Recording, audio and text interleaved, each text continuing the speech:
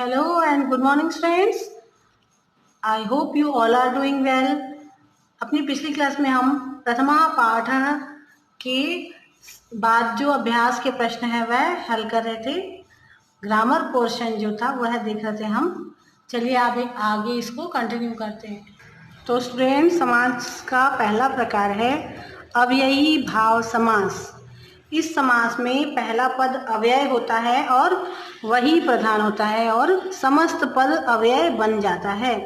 जैसे कि निर्मक्षिकम, मक्षिका नाम अभावः, जहाँ पर कोई भी मक्खी नहीं, मक्खी अर्थात एक जीव है ना, तो वह जहाँ पर नहीं है, बिल्कुल जिसका अभाव है, वहाँ कहेंगे निर्मक्षिकम।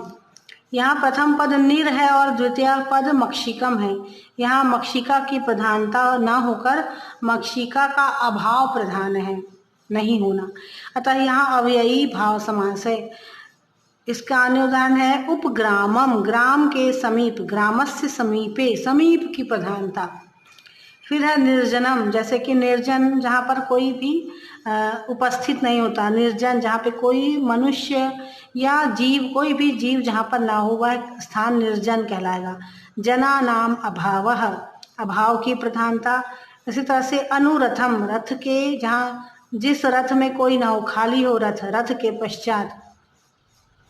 प्रतिग्रहम, ग्रहम ग्रहम प्रति, हर घर में, प्रत्येक घर की प्रधानता यहाँ पर दर्शाई गई है। फिर है यथाशक्ति, शक्तिम अनतिक्रम्य, शक्ति जिसकी जैसी, जहाँ जिसकी शक्ति हो, शक्ति के बारे में बताया गया, जिसकी जैसी, यथाशक्ति दान करें कहते हैं ना, तो जैसी जिसकी सामर्थ्य हो, शक्ति हो।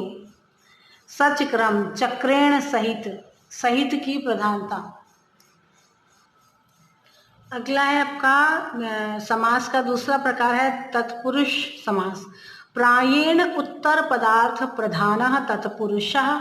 इस समास में प्रायः उत्तर पद की प्रधानता होती है और पूर्व पद उत्तर पद के विशेषण का कार्य करता है। उत्तर पद अर्थात दो पद होते हैं, तो प्रथम पद जो है वह पूर्व पद कहलाता है और द्वितीय पद है जो उत्तर पद कहलाता है। तो इसमें उत्तर पद की प्रधानता होती है और पूर्व पद उत्तर पद की विशेषता बताने का कार्य करता है।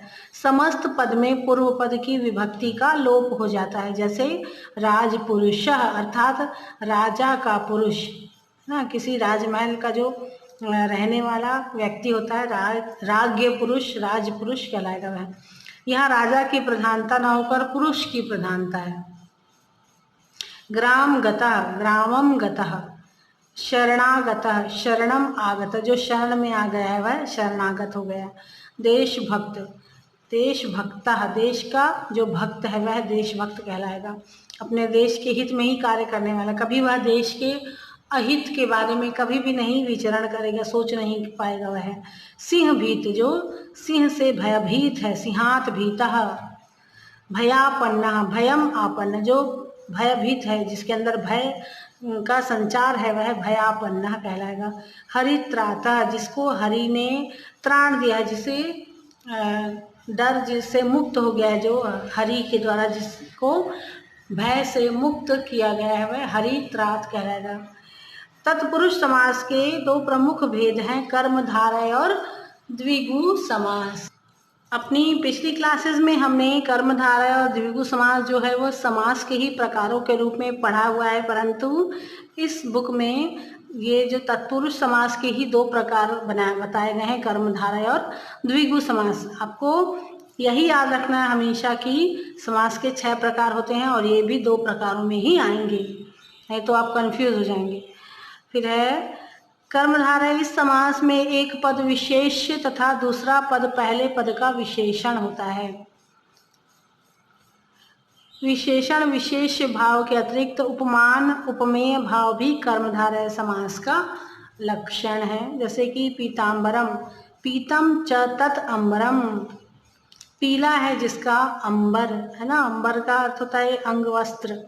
फिर है महापुरुषः, महान च असौ पुरुषः, जो पुरुष महान है, महानता के जिसने कार्य किए हैं वही तो महापुरुष कहलाएगा। कज्जल मलिनम, काजल के समान मलिन, काला या मैला। कज्जल मलिनम, कज्जल इव मलिनम, कज्जल काजल के जैसा मैला काला।